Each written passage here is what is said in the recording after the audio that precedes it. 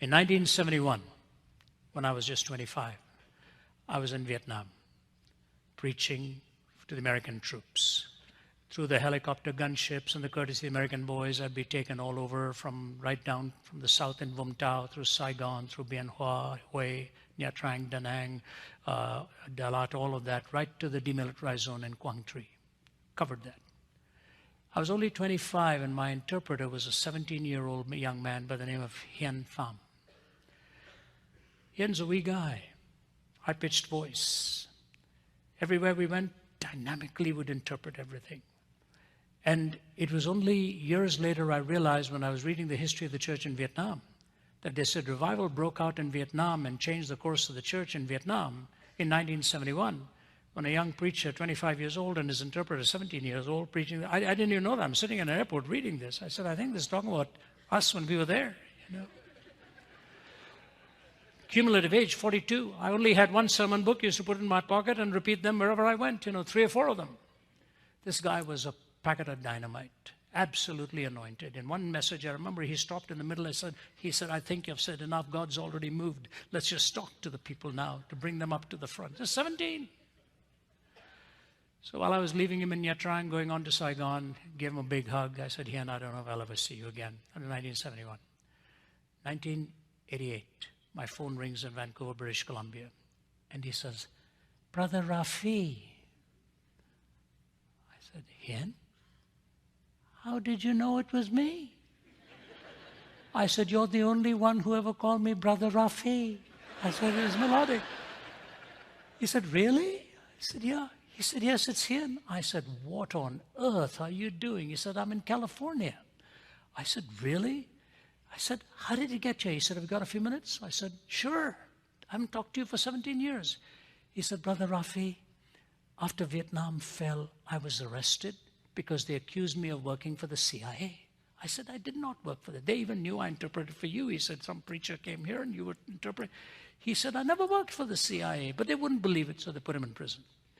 And he said, here I am laboring away in this prison, and they took away all my English books and took away my Bible, just gave me French and Vietnamese, Marx and Engels, Marx and Engels, Marx and Engels, French and Vietnamese, till they knocked God out of me. He said, I decided to go to bed one night and say, that's it. He said, Brother Rafi, I thought of you many times, and I thought, maybe it's not true, not true. He said, I woke up the next morning and the commander called me and said, I want you to clean the latrines. So he said, Brother Rafi, in that camp, the latrines, he said, they were the dirtiest and the filthiest place you'd ever want to be. I used to take a piece of cloth and tie it around my nose, cleaning it off the floors, cleaning all the excrement and all the fluids and all of that on the floor. He said, horrible stuff. He said, as I was emptying out a bucket of used paper, I thought I saw one piece of paper with English in it. I looked around, hosed it off, put it in my hip pocket. I went back to my room that night, sitting under my mosquito net. Everybody's asleep. I took out my flashlight and this damp piece of paper and I shine it on it. On the right corner it said Romans chapter 8. And he said, I started reading. And we know that all things work together for good to them that love God, to them that are called according to his purpose. For who shall separate us from the love of God? All of this, that, no. And he goes on to talk about how they were triumphant through it all. He said, Brother Rafi, it's all I could do to keep the sobs and the cries in my heart from bursting out. I said, God, you didn't let me out of your reach for more than 24 hours. I prayed. I said, forgive me. Next morning, I go to the commanding officer and said, do you mind if I clean the latrines again?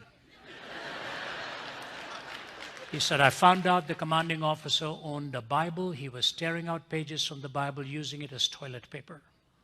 He said, I would wash it off, take it to my room, under my mosquito net, and read the Bible at night. Every night I'd have my devotions, now in English and from the Bible. He said, finally, they decided I was not guilty of things they said, and they released me. He said, 52 others joined me, and I started to build a boat to escape. This is Hien for you. Start to escape. One of them was the daughter, I think, the vice president or something like that. So he's building this boat, and how do you hide a boat?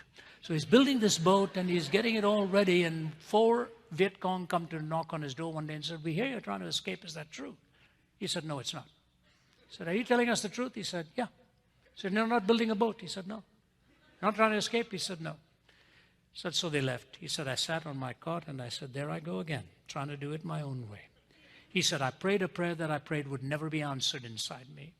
I said, "All right, God, if you want me to tell them the truth, bring them back." Hours before his departure, these 4 boys come knocking on the door. They're armed to the teeth. I said, "You're lying. You're trying to escape." He said, "Yes, with 52 others. You're going to put me back in jail?" They said, "No, we want to go with you." 4 of them. 4 of them. They joined him, escaped, and he said, "Brother Rafi, we were caught in some violent storms. If it weren't for these 4 men who were the best skippers you could have had, they got us to safety into Thailand. And there we were in a refugee camp.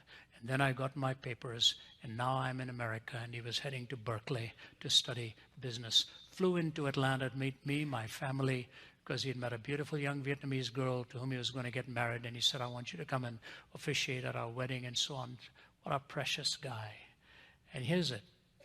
He sits across the table and he says this: "The greatest pleasure in the world is to have that intimate relationship with God and know you will never win doing it your way.